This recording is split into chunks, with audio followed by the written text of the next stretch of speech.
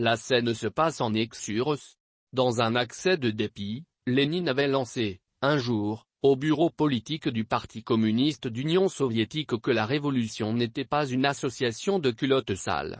Le père de la révolution d'octobre 1917 s'étonnait du concours entre ses camarades sur le mode à qui viendrait avec le pantalon le plus élimé, la veste la plus froissée ou la paire de souliers la plus écaillée pour dire leur attachement et proximité avec la classe ouvrière. Lénine qui n'ignorait rien du statut de classe de chaque camarade. Pour l'essentiel l'avant-garde de la révolution était issue de la classe moyenne, voire de familles petites bourgeoises, avait voulu mettre tout le monde à l'aise en ces termes: notre but n'est pas de maintenir le peuple en haillons, mais d'œuvrer pour que chacune de nos camarades puisse s'offrir les vêtements et commodités requis avec le fruit de son travail. Nous faisons cette digression pour souligner combien le narcissisme peut être la maladie infantile des mouvements populaires d'émancipation. La transition malienne, par le comportement de certains qui revendiquent être ses ardents défenseurs, n'est pas loin de connaître cette crise d'ego hypertrophiée.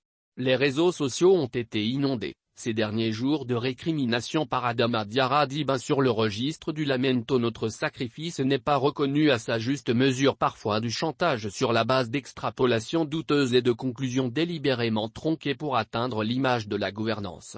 Leur démarche verse même dans la mythomanie qui consiste, sans modestie, à s'accaparer le fruit de la lutte de centaines de milliers de Maliens qui ont contesté la gestion gabegique d'Ibk et salué l'avènement du changement du 18 août 2020 et la rectification du 24 mai 2021.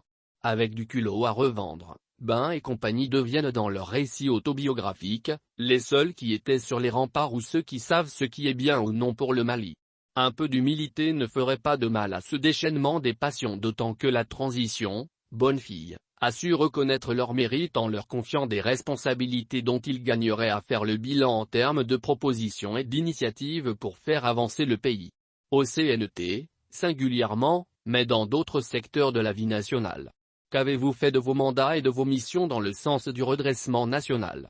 C'est la réponse à cette question qui intéresse les Maliens et non une suite de délations alimentées par la frustration injustifiée de ne pouvoir placer encore et encore ces éléments au sein des institutions et des administrations dans un but clientéliste. Ces partisans du sectarisme le plus étroit ne doivent pas oublier que le président Assimi Goïta n'est pas à la tête d'une association, mais il dirige une nation qu'il a réussi jusqu'ici à mobiliser autour de lui pour défendre le Mali et ses choix souverains.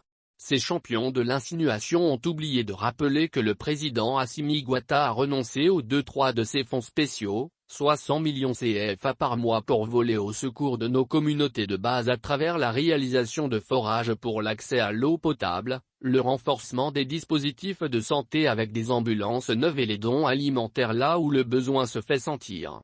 Il n'est même pas interdit de rappeler à ces artisans de la polémique stérile qu'ils tirent une bonne partie de leur légitimité et considération au sein de l'opinion du fait que cette dernière ne doutait pas de la sincérité de leur engagement derrière le président de la transition. Le rassemblement samedi 12 novembre, dans une salle clairsemée du Palais de la Culture, est un sérieux avertissement. Les Maliens, les jeunes sont prêts à retirer leur confiance en toute personne lorsqu'ils ont la certitude d'être pris pour un vulgaire fonds de commerce qui cache des ambitions malsaines.